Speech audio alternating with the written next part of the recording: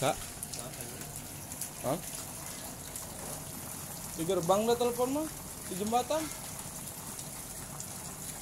Oh benar ya dia mah.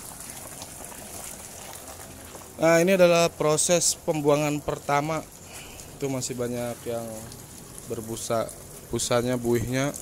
Karena ini sel deck masih baru.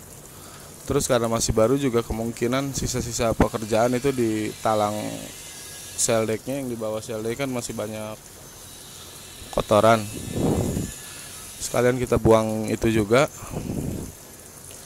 Ini lumayan lama prosesnya. Jadi ini si sel deck tuh harus dinyalain terus menerus seharian lah. Karena kan itu masih coklat gitu airnya.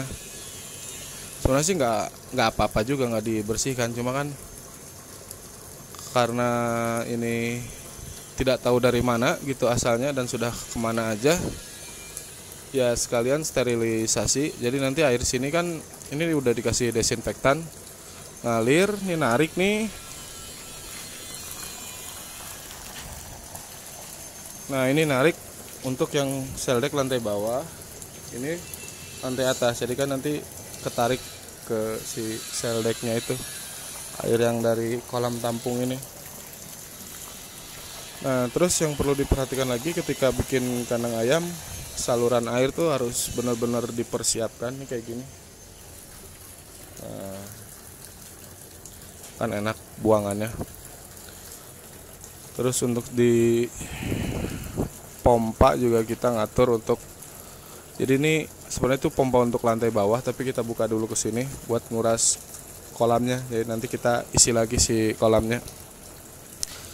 Begitu ceritanya, biar tidak repot lah nguras kolamnya. Jadi kita manfaatkan pompa yang ada. Nah ini proses ini biasanya ya bagus lah seharian atau 1 atau 2 hari, supaya kotoran-kotoran yang di bak tampung itu benar-benar bersih. Nah ini prinsip kerjanya sendiri si bak tampung nih kan nih, itu ada pipa di bawahnya. Pipa itu ada 1, 2, 3, 4, 5. Ada 5 outlet.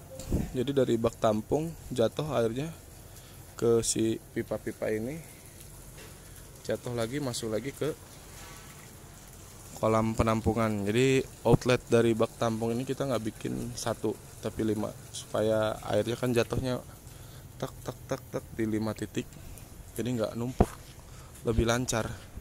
Karena biasanya kalau cuma 1 tuh repot, 1 keganggu ya sudah, prosesnya keganggu semuanya. Tapi kalau 5 titik, misalkan ada 1 yang mampet, proses masih jalan terus karena masih ada sisa 4 titik yang masih normal gitu.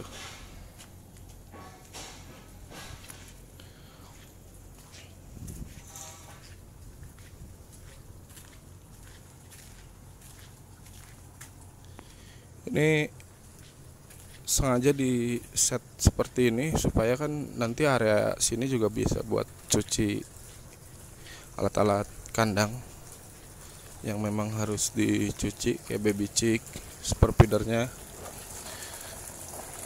Jadi selain buat manajemen airnya sendiri, ini di tembok bisa multifungsi buat tempat nyuci. Nah selain buat tempat nyuci, kedua area di sekitaran sel deck juga biar bersih, karena kan ini arus masuknya udara, jadi make sure ini harus bisa bagus banget.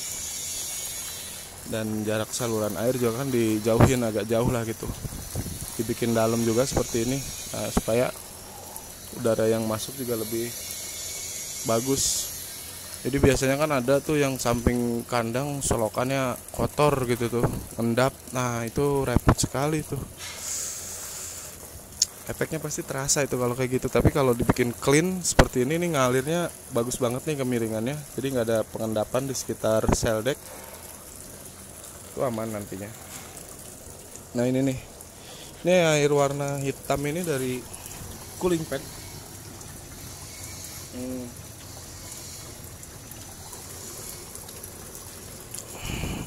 Masih dari cooling pad nih yang warna hitamnya, jadi warna dari desinfektannya sendiri kalah. Nah itu dua, itu dari tampungan seldek, dari yang sebelah kiri yang sebelah kanan digabung, masuknya semua ke sini. Ini terus aja begini sekalian bersihin kotoran. Jadi ya memang lumayan lama, tapi ya nggak apa-apa, biar bagus.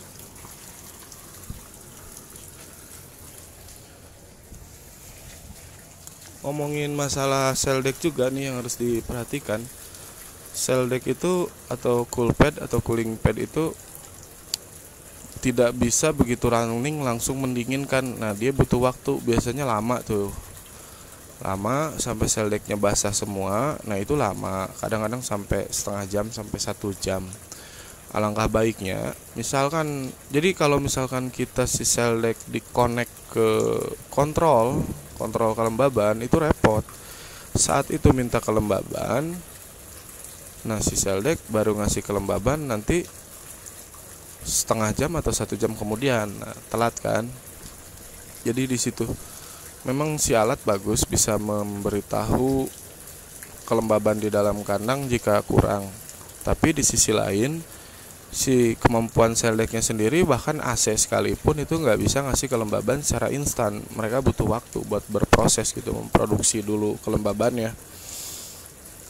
Makanya alangkah baiknya di sensor tetap terpasang sensor kelembaban, tapi cara mainnya nanti ketika sudah berjalan gitu, ya kita harus sudah tahu kapan seldek itu harus nyala, kapan seldek itu harus stop. Begitu kita memang butuhkan seldek jam 9 pagi, dari jam 8 udah running.